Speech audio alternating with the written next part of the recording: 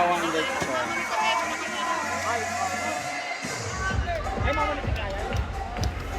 For the information of the body, ato ay nga pinagkagdag ni lechon apo, this is a cultural tradition of the celebration of Three Kings in Santo Domingo.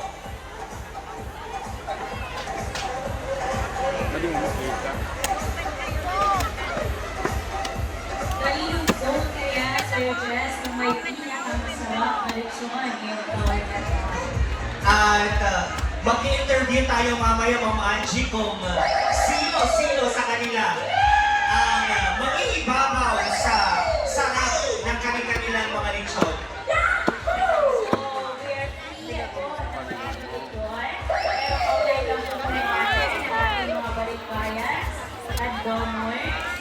May samampay. Yes, ma'am. And of course, tatanungin natin si Kapitan and yung mga barangay councils natin kung sino nga ba or saan nga ba sa mga zone ang pinakamasarap na lechon ngayong gabi. May ka makipila. Lima rin ngayon.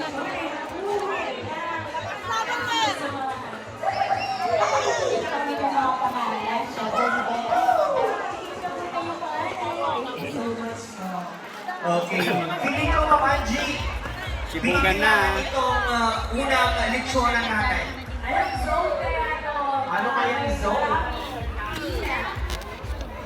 Zone 5! Ay, nag-contest ko. Ano kay Manang Elma? Pwede ka saba.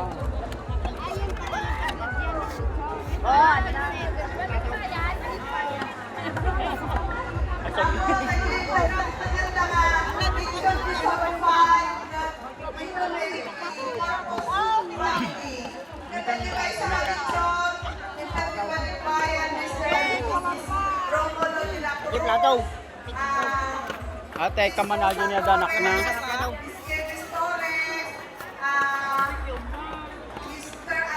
Bakit ko yung barbecue? Ayaw na pinangyari yan.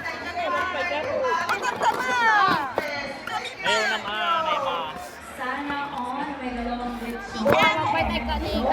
Kita ko nga din.